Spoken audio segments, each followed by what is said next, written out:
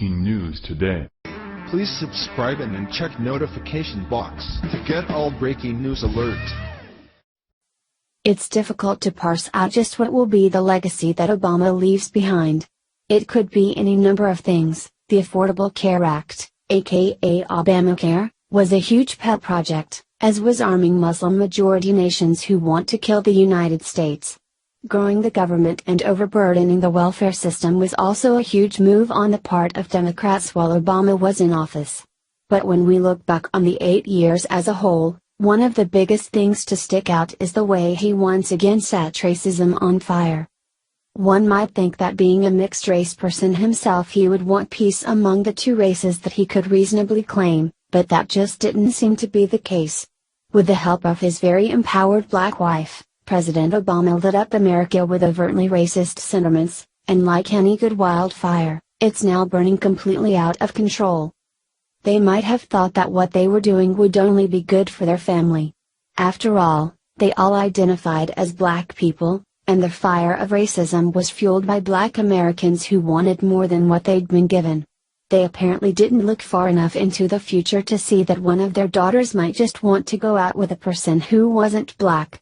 Or maybe it was the other way around, and as teenagers sometimes do, his daughter saw what her daddy hated the most and decided to take it out on a date just to make him mad. Either way, Malia Obama has found herself in the middle of a hailstorm of her dad's own making after beginning to date a white boy while in college. The Political Insider reports that Malia has not only been making front pages but getting a ton of hate from the supposed tolerant black community. Since leaving the White House, former first daughter Malia Obama has enrolled in Harvard University and is busying herself doing all the things uniquely privileged young people do, including dating other uniquely privileged young people. However, black people are very upset at Malia's choice of boyfriend, specifically that he's white. As you can imagine, this didn't sit well with the Blacks Are Better crowd, and being the vocal group that they are, they voiced their concerns on Twitter. Here is a snapshot of just a few of their responses.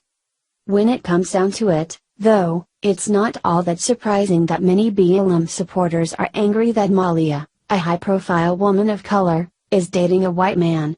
The BLM movement has become increasingly tribalistic and hostile toward other races, in particular, Sikh, whites. And, sadly, they don't seem to recognize or understand that their behavior and beliefs are, in fact, often racist themselves. Can you even feature what would happen if a white former first daughter went out with a black man and white people jumped down her throat about it? Forget that they're the same group who says that we should be allowed to love whoever we love, even if it's a CD player. They apparently draw the line at a black girl dating a white boy. But even more troubling is the way they're disparaging a person because of their race. Apparently, that's okay if the race happens to be Caucasian though. This isn't the first time this issue has made the front pages though. TeaParty.org had this to say about the way Malia is defying her dad's and his party's definite terms of how she should act. The reaction to Malia's choice of sexual partner exposes yet another flagrant hypocrisy on the left. If the races were reversed in this situation, if these accounts belonged to white people going spittle-frothing nuts over one of their own kissing a black girl, CNN would have picked it right up and made an instant hit out of it.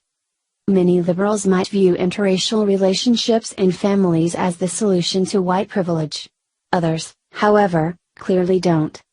It's disgusting that these black activists are proudly using racial slurs and calling for the oppression of someone who doesn't fit in with their in-group preferences.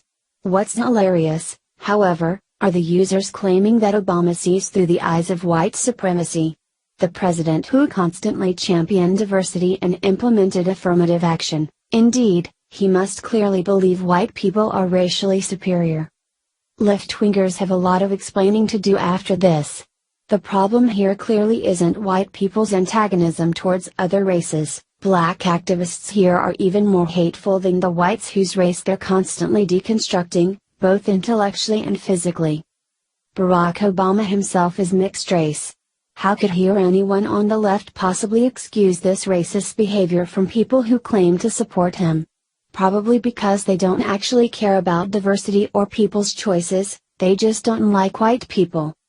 There was, Of course, a time when the inequality went in favor of white people, but as Martin Luther King Jr. himself said, we will never truly be free of racism until we stop seeing color at all.